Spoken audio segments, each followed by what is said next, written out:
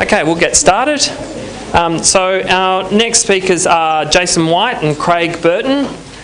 Jason is a Linux enthusiast and a law graduate and has a PhD from Melbourne Uni in contemporary analytic philosophy of language. He's a Linux enthusiast, an accessibility specialist and a researcher. In 2012, Craig Burton invited him to become involved in the Victorian Electoral Commission's e-voting project as a community participant. And today they're talking about e-voting. Okay. Great. Thank you very much. The purpose of the talk this afternoon is to discuss a very interesting project that is currently being conducted by the Victorian Electoral Commission. I'll introduce Craig formally in a moment, but I'd first like to set out the motivations for this project. There are populations in the electorate who are unable to complete a conventional paper ballot due, for example, to a disability. So a person with a vision impairment, someone with dyslexia, for example, or a motor disability that makes it difficult, can't complete a conventional ballot in the usual way. This creates a reason, therefore, to establish an electronic voting system which can allow such people to exercise the same right as everybody else, namely to vote freely, privately and in an independent way. There are limitations to the state of the art in electronic voting as it has been deployed in practice. And I'd just like to point out some of those limitations and then to make it clear in what respect we can do better. I've used some of the existing electronic voting systems in the past in both state and federal elections here in Australia. They are certainly liberating and helpful. They enable me and others to vote without the assistance of another person. For example, a trusted friend or family member or an electoral official. However, this ability to vote independently by means of electronic voting comes at a cost. That is, trust in a human being is replaced essentially by trust in the technology, in the implementation of the voting software, in its proper deployment and its correct application. Now, there are many ways in which intentional and unintentional bugs and security vulnerabilities can be introduced into an electronic voting system. Notwithstanding the very high standards that are upheld by state and federal electoral commissions in this country and in many of their counterparts elsewhere in the world. It isn't possible to be sure that a voting system has been properly implemented and deployed, that the software running on the machine in front of you is the same software that's been subject to security testing, and of course if the voting system is proprietary, an extra barrier to entry is created in the way of members of the public and security researchers who may independently wish to investigate the security of the system. Now obviously it can, that particular problem can be resolved. It's possible to create a free and open source voting system, but the problem of trust in the technology, as it were, is a much more difficult problem to resolve that requires more complex and sophisticated solutions.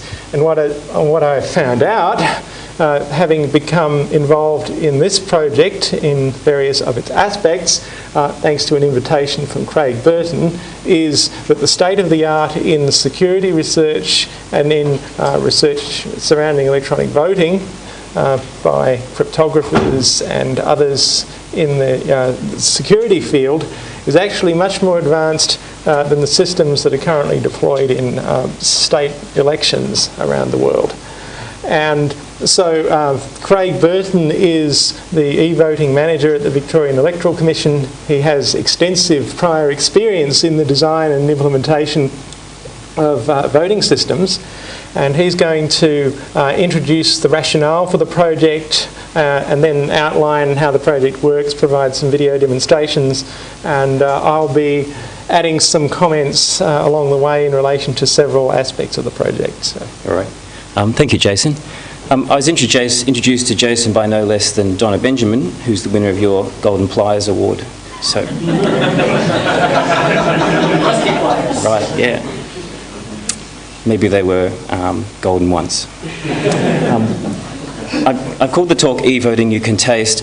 Of course, I mean to say, can we provide e-voting that's kind of tangible and convincing, something that actually provides really meaningful proof that it's got your vote as you intended it to be cast. I didn't mean e-voting you can taste as a new kind of voting system that you operate with your mouth. That's not what I meant. The talk I'm going to basically open by stating what I see to be security problems that are intractable in e-voting. Then I'll say, although it seems to be insecure, it can't be secured, why would we want it anyway? And there are some good reasons why we want e-voting, and Jason has alluded to them. I'll then introduce concepts of verifiable voting. Perhaps some of you in the audience know about this through the literature, but for those who don't, I'll explain it. Verifiable voting impacts on the voter experience. So it's a changed voting ceremony somewhat. And I'll show you some examples of the voting ceremony in this environment. I'll say a few words about remote voting, by which I mean unsupervised internet voting, because that has come up in our project. We're not legislated to do it in Victoria, but also I'm going to describe it as being really too risky.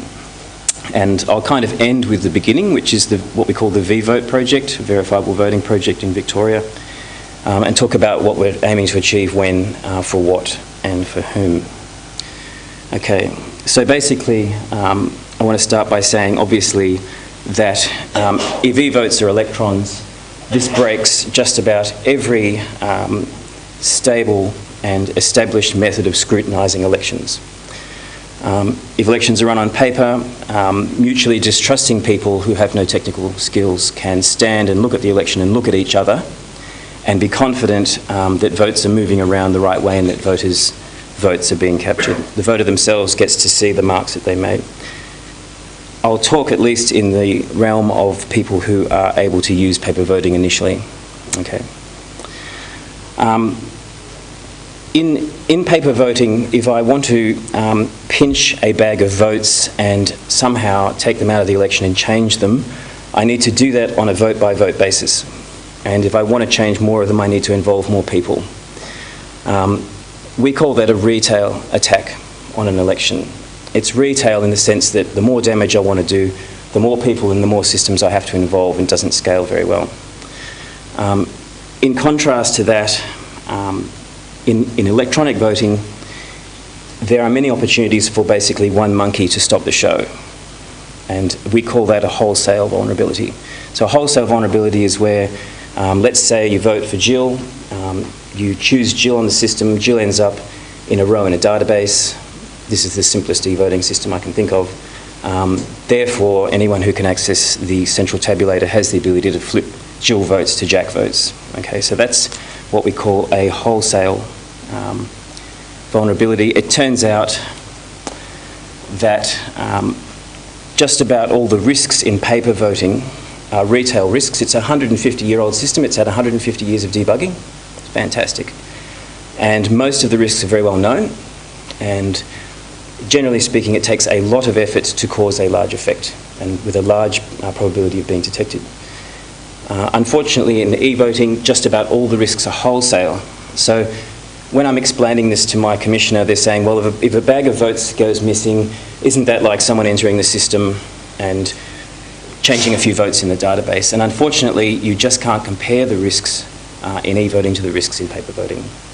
So this project seeks basically to take a step back and look at the qualities of the paper system and try and bring them back to e-voting, all right? Okay, and I'll say for a minute there, you know, does the Russian mafia want to hack into the result for, you know, the Belconnen district election? Do you think so? Probably not, right? But it turns out that in Victoria, the first prize for winning the Victorian state election is $40 billion, okay, because that's the state budget. Now, of course, it's not completely true, because then you have to become the government, but it's the kind of prize that has a certain amount of street cred attached to it. And I think it would be irresponsible to assume that elections and e-voting are always going to be too boring and not interesting enough for troublemakers and for political and monetary gain. So I feel that it's certainly it's a target worth protecting and a substantial prize, at least in the minds of people who want to cause trouble. So I'll finish this slide by saying that voting is really not like anything else. People say to me, oh, you know, e-banking has solved these problems you're complaining about, okay? You know, they lose money if they get hacked into. They've invested all this effort in e-banking. And there really are, there's nothing to compare between e-banking and e-voting, because I would say that IT security as such is broken by voting. In e-banking, if you put $100 in your account, the bank knows you've got $100, you know you've got $100. If it disappears and goes to Nigeria, you'll know, and the bank can insure itself against that kind of thing. The Electoral Commission isn't actually even allowed to know what your vote is on a person-to-person basis. We can't even know what it is, let alone tell you what it was. We have to treat your votes collectively. And so all these good inventions in e-banking and in other sectors, ordered transactions in databases, write-once media, all these things work against us. And I think that makes voting completely unique and very, very difficult. All right. Okay. So, it sounds too hard, but is it? This is our shopping list of things that we would like to provide. In fact, the Geneva Convention obliges us to provide equal, fair, open, safe elections. And it turns out that there are a large group of people whose needs are not met by paper voting. Up to 400,000 people in Victoria, for example, don't have functional English that's good enough to read a paper ballot because it's only in English. They may have attentional disorders. They may have disorders to do with shaking in such that they can't mark a paper ballot. And so it ends up being quite a large group. There's also the kind of the promise of an e-voting system where you might be able to drop in as a voter and see or hear a candidate speaking. So it sort of suggests eventually one day a kind of a rich voting experience, a deliberative voting experience. So it's a very attractive idea. And then of course, if it's a networked application, it'll have great reach. If it's automatically counted, it has great accuracy.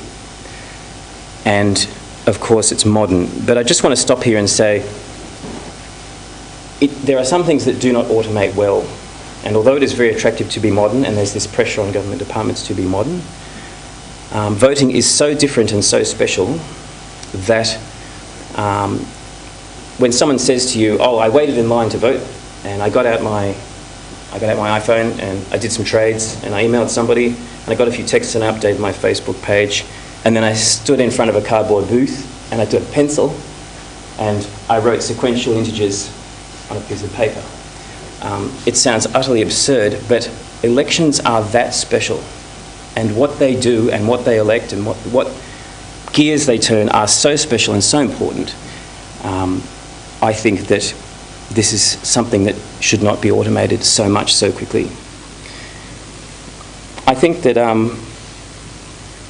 I should say something about internet voting, and it's no small irony that there's the Oscar elections running at the moment for the Academy Awards. Right, I wrote that software. That's what I did. So, but now I feel that is too risky, that approach, for public elections. Okay, in the mid-2000s, it felt like it might have been possible, but I now think differently because I work for a commission, and I see how they manage their risks, and I see the military way that they organise themselves, and I think it's too risky. And when I say that, there are wholesale risks in internet voting that can't even be measured. E-voting has wholesale risks. We control all the systems, we control all the networks, we can at least measure the risks. But with internet voting, obviously, we don't control the network, we don't control the end device, we can't fully control the user experience. And so there are risks that we have to deal with that can't be known, that are unknown. And probably the simplest one is that we can't provide services. We offer a whole lot of people internet voting, and the systems come down or are taken down, and there's a gap. That to me, is completely new in serving elections.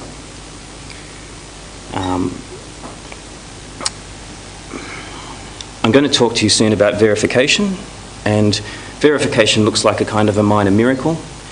And people immediately say to me, oh, if you can do verifiable e-voting, why can't you do verifiable internet voting? It turns out that it makes it worse in some ways, and I'll explain that a bit further on. There does remain, however, an argument that for people who can't attend and vote, and for people who can't use postal voting, how do we provide them with an election experience? How do we provide them with secrecy and privacy? Okay. Being able to vote on a machine with a screen reader at home on the network would seem to be a way to deliver them a vote. If they don't have any in secrecy and privacy to begin with, they're not going to be losing those. And if we can make it verifiable and they can use the verification system, why not do that? And a reason I would give for that is that we can't enforce subscription to these services. So if we say we'll collect 5,000 internet votes, we're not going to go around to people's houses and check their eyesight and enforce them being eligible. To me, there's already a precedent for the overuse of special voting methods. For example, postal voting and early voting were introduced just for people who couldn't come on election day. But now a third of all our votes are taken those ways. A third, enough to flip every single result, right? So I am worried that internet voting would be wildly popular. In fact, I can just about guarantee it would be wildly popular. But I think that it's the wrong direction. And that's, but then I'm not the Electoral Commissioner, so I have to respect the goals of my commission, but my general advice is no. Okay, so Ronald Reagan said, trust but verify. Sorry, yeah. No, please. So I'm just interested, you didn't mention there what seems to me the most fundamental problem with remote voting, which is the issue of coercion, which you really can't. Yeah. And that, no matter how good your systems are, no matter how unbreakable they are, which they never will be, but even if they were, you still don't, you've still got this fundamental problem of voter coercion. Yeah, that's right. Yeah, it's true in postal voting too. You can choose to have a private vote, a secret private vote, but the question is, in fact, it's the state's job to make sure you have a secret private direct vote in the polling station, right?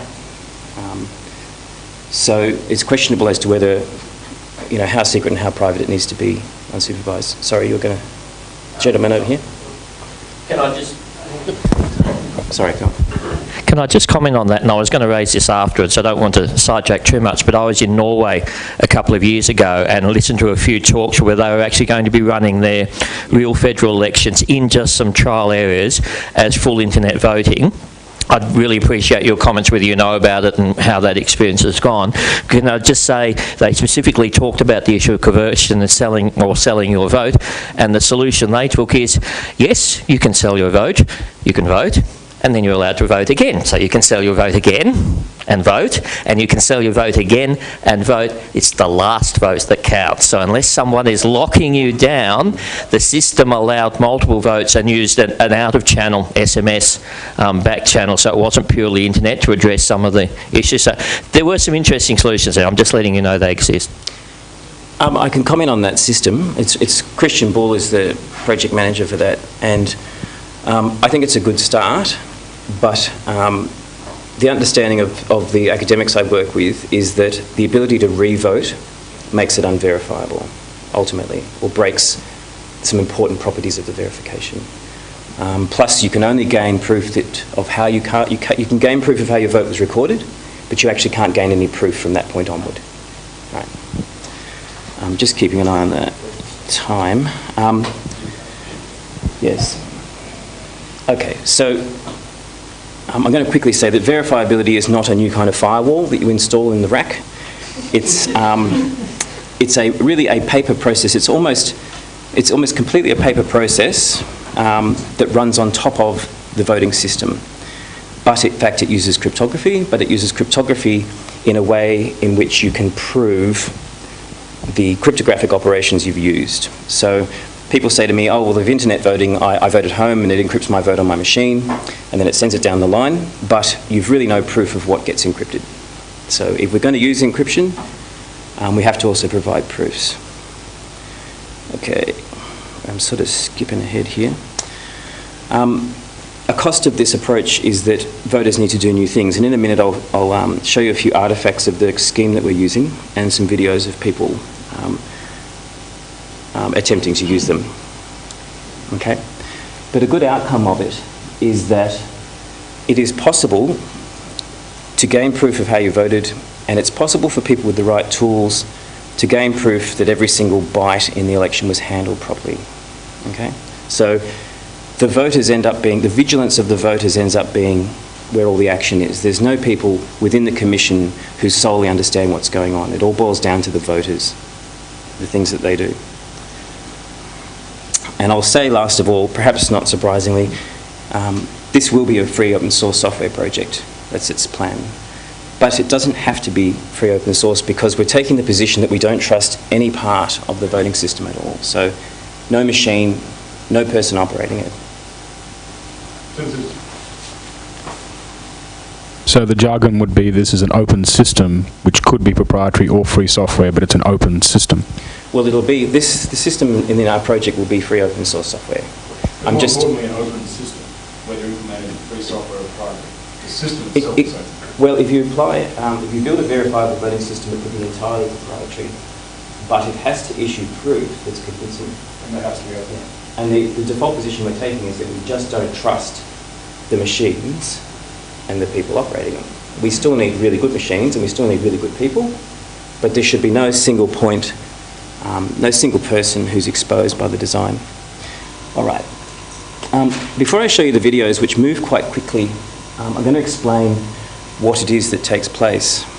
And at least in this slide, I'm assuming that voters have vision and they're able-bodied. We will collect these verifiable votes from people overseas, as well as people with barriers in Victoria.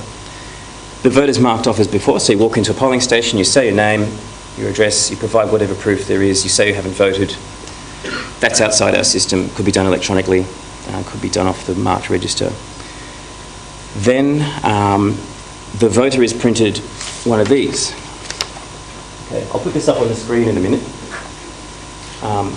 But this is a list of all the candidates that are on the ballot so I can vote.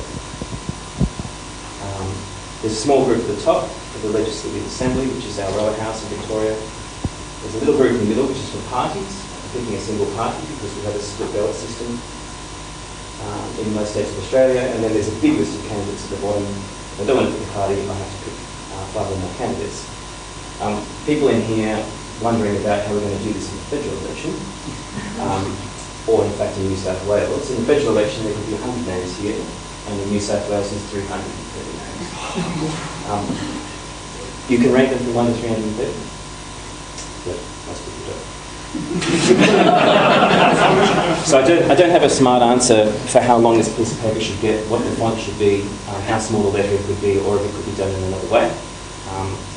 But for now I'm aiming on making it work in Victoria. So I printed one of these that has 2 QR codes, they're both the same, because they'll be presented to a machine. I might have it round the wrong way. I need the machine to read the QR code to know that it's these candidates. Okay, so this is called a candidate list. It has one thing that's visible to voters that's unusual about it. This ordering of candidates here is not the legal order. Okay, so Frank Dean is the first person on here. It's very likely that Frank Dean is not first in the legal order. And if I vote on screen, 1 to 10, so if I donkey vote, 1, 2, 3, 5, 6, 10, a printed representation of my preferences that comes out will be in a different order to this, so I'll explain that in a second. All right. Okay, so after I finish voting, the voting machine spits out its own list, and these are the preferences that I've created, or the voting preferences, and I line them up with the candidate names. When I show this on screen, it'll be clearer, but the numbers are not 1 to 10 starting at the top. They're 5, 4, 9, 8, 2, 6. I can leave the voting station with this because it doesn't have the candidate names on it and the preference order is shuffled. Okay? And to cut it down to a short story, VEC has the ability to restore the order of this receipt and count it as a vote, okay, via cryptographic stuff in the QR code. So that's a very, very brief summary. Sorry, after you. Why do we have to have? Why do we have to have two separate pieces of paper? Why couldn't you just have one? Because at the moment, what you basically mark has the candidate name on it anyway. Okay. Why split them, create more complexity and create doubt in the mind of the voter? The reason for that, the reason for that is that this can't leave the voting station. Okay, so this list, which is the candidate list shuffled for you, is destroyed. Okay, and the receipt you take home.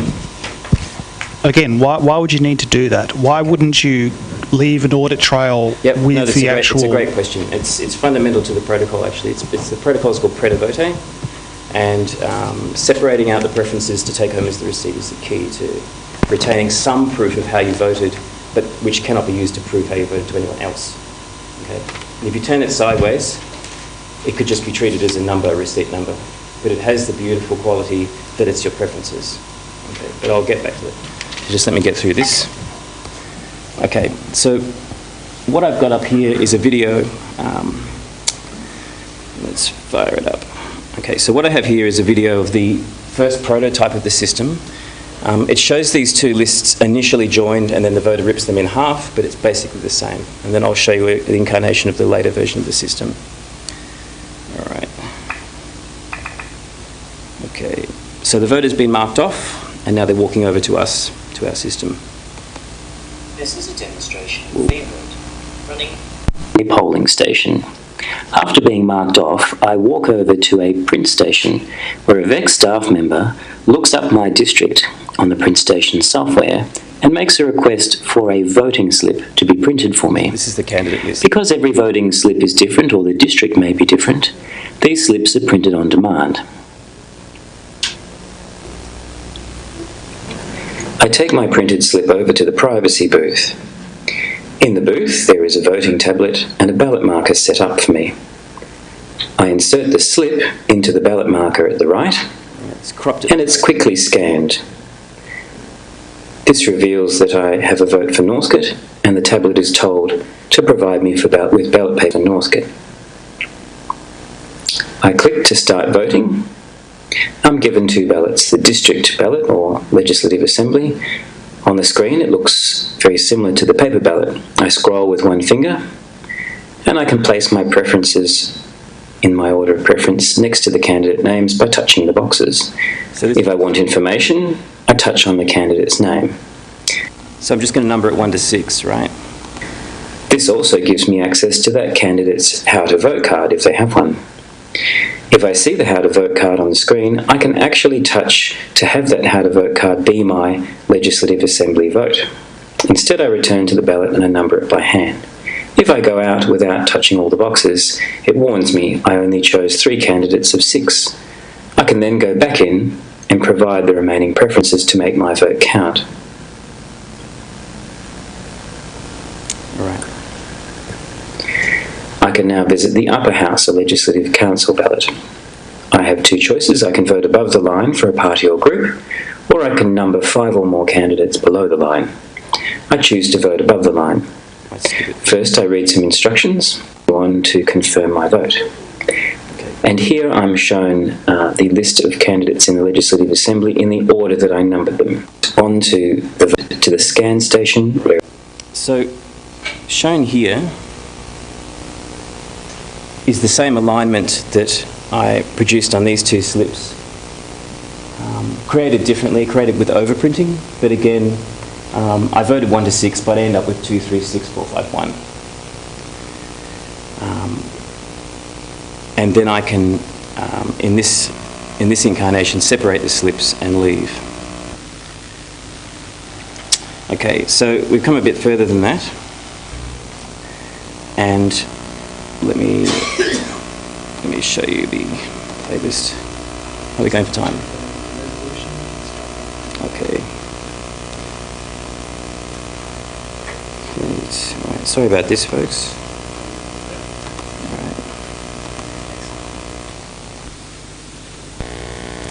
All right. One more time. Okay, so I'll play the sequence. I'll turn the audio off. So this is the latest version of the system. The slip, as I showed you, is being placed on a QR code scanning target. All good? Not good.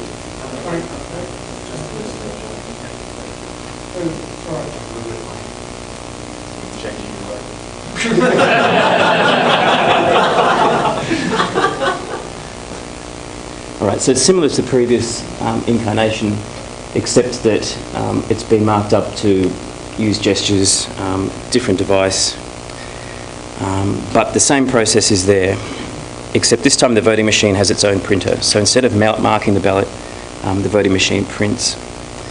Probably, I'm just going to cut ahead because I can see that we're running out of time. I'm going to play you the audio version of the system. So there is, in anticipation of blind voters, a completely dark version of the tablet application. Welcome to the... Right.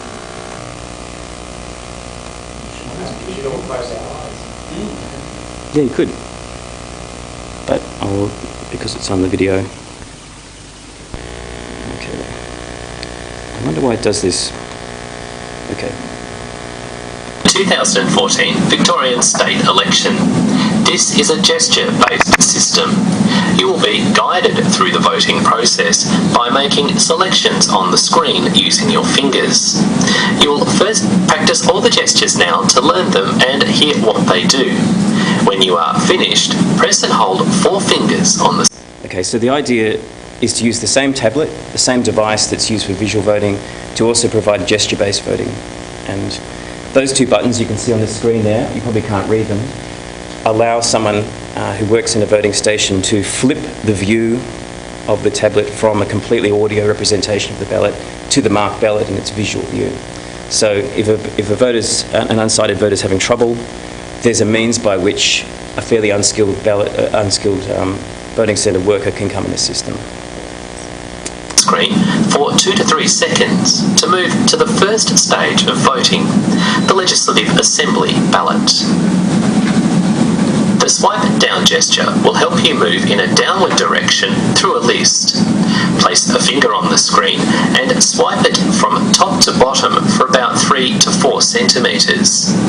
Swiping up allows you to move up a list of items. So they end up with the same lists as the sighted voter has, but they drive the entire voting experience by just swiping the screen and touching the screen. There's about 5 gestures in total that they have to learn. If they struggle with that, or they have motor problems or fine motor control problems, or they're shaking, there's another interface again, which is 12 telephone buttons. And they sit on top of the screen. It's a special kind of electroconductive silicon, and they activate touch areas on the screen. So there's an Australian standard called the Telephone Voting Standard, which defines what you should do. Okay. Is there any reason you can go straight to that, or is it just slower? What do you mean? Straight to the phone thing. We will offer both. The phone thing is slower and harder. It doesn't have, well, there's a lot more keys, and not many people are familiar with the standard yet. So we're hoping that the vast majority of voters will use the swiping system. So for those of you before who couldn't see it, these are the 2 slips, and sideways you can see that that list of integers there could be a receipt number. Okay, so it serves both purposes. If you have no sight, it would be rather difficult to see these lists, and so any voting device in an early voting centre will be able to rescan both of these and read back the vote to the voter, okay, while they're still in the voting centre. Once they leave the voting centre, this has to be destroyed. Any person can read this back to them without knowing what their vote was.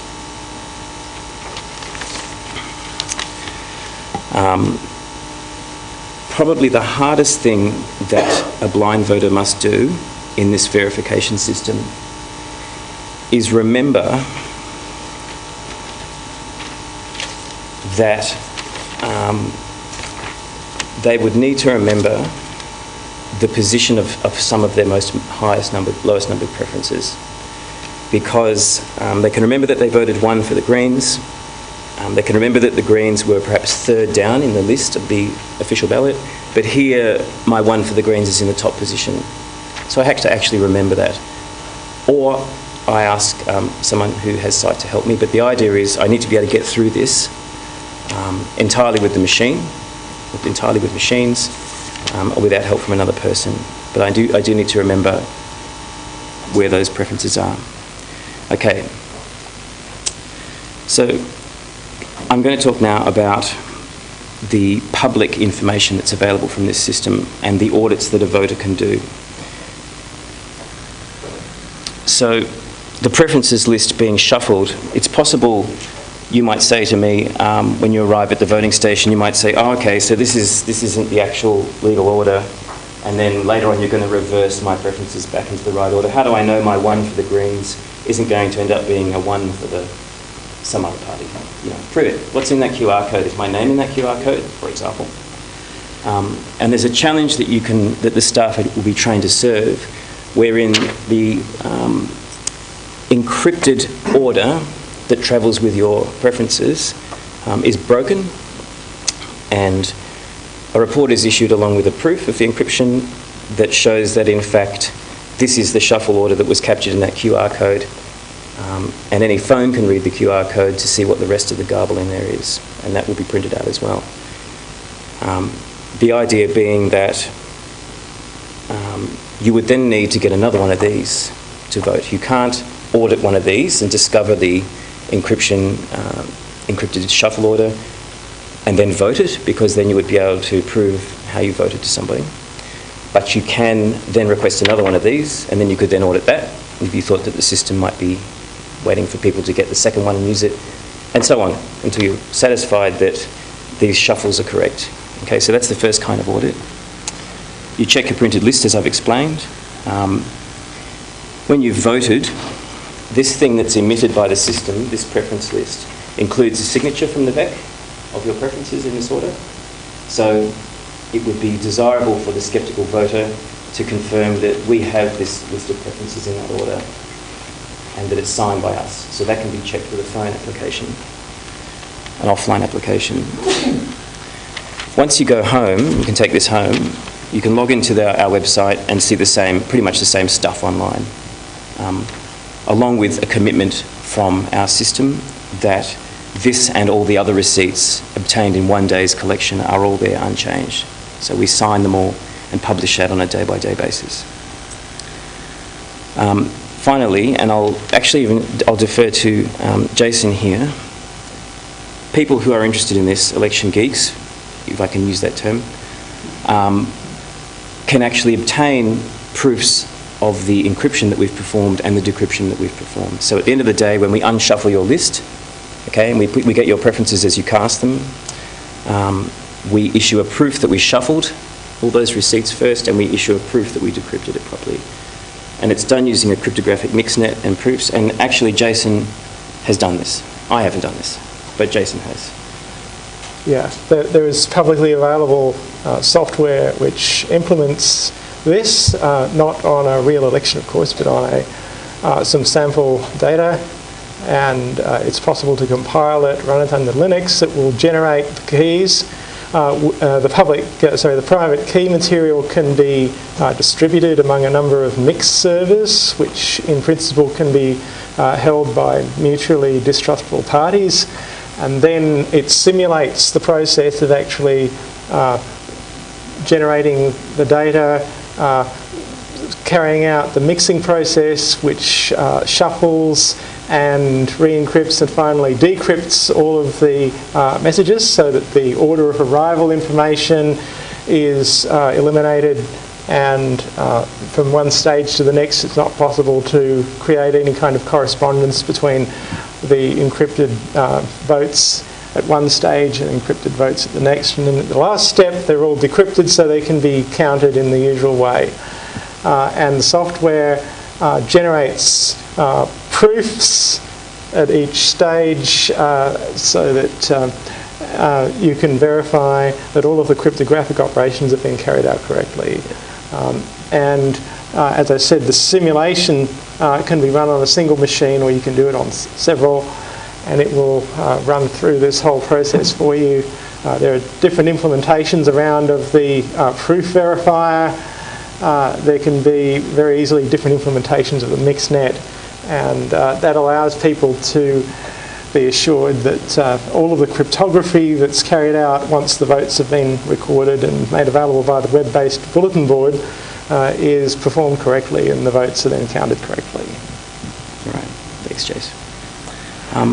And finally, you can satisfy yourself with the actual design of the system by looking at the source code, but that, as I've said before, although that's a good start, it doesn't represent any kind of very strong proof of what the system is that's running. Okay, so in summary, what's good about this? You, Susan voter, can prove to yourself that the VEC got your vote as you cast it, okay? But you cannot prove that to anybody else.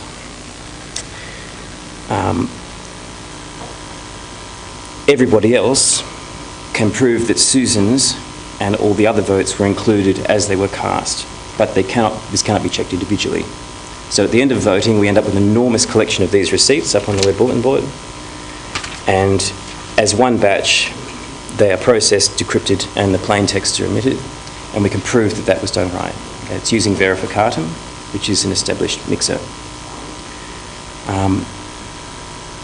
As I've said, you, election geek, can check these proofs. So there's publicly available tools to look at mixnet proofs to see that we in fact did decrypt them properly. And then hopefully, other people who want to cause trouble can't change very much without being detected. Of course, it's a big claim, but if you rely on the voting system to tell you if things are wrong, then presumably that part of the voting system can be hacked. So this layer of verification is outside of the voting system, functionally outside of it. Just about out of time, yeah. Okay. I would like to quickly say that although this stuff seems pretty desirable, we don't get it for free. An important quality in this system is that we don't really know how many people are going to check their receipts and do the other checks that I described to you, but it needs to be the case that they're easy. Otherwise, someone looking down on this system for ways to penetrate the system will go for the assumption that if the verification system is too difficult, or there are certain classes of voters who can't use the verification, then those votes are more easily changed. So whatever verification we offer, it needs to look easy, it needs to look like people are going to use it. Some of the tests that we do need a good number of people to do them. So the comparison of the two lists, we expect most people to do that. Another big trade-off, we think, is the technical design, which is enormously complex. If we don't want to trust any one device, we don't want to trust any one operator or any one person, we need distributed systems. I'm probably out of time to show you our network design, but the central system that collects our votes is 15 distributed machines, 15 peers. So right there, 15 physical devices, where in conventional e-voting you might have 2, essentially. There are some things that are made worse by verification. And there's an attack called chain voting. It's actually worse with verification because the attacker has proof that people are voting the way he wanted them to, but I can't go into that. Our project is to deal only with early voting, so we won't be automating the entire Victorian election in one hit. Therefore, the traditional guarantees of integrity apply to the rest of the paper votes, and our votes are either counted electronically with keyed-in paper votes from the VEC, or they're counted in a hybrid count with hand-counted paper votes. So it's still a bit of a kludge, but it anticipates eventually being the majority method one day in the future. And I suppose probably the biggest thing, or the hardest thing to justify in verifiable voting, is that if the verification system starts to show that there has been some trouble, some damage to votes, or there has been a hack, we can only recover from that in conventional ways. So we can't know which votes have been damaged. We can segment receipts by date and time. We could look at devices that created voting receipts and isolate receipts on that basis, but the point of verification is not to actually show you specific damage to votes. And I can say that there is a nascent research field called recoverable elections, which is starting to think about cryptographic protocols which can restore an election that's damaged. Okay, but it's very much an emergent research field. Sorry, sir, you had a question? No? So I think we're out of time. Okay, I'll have to exit there. Thanks very much to Craig and Jason.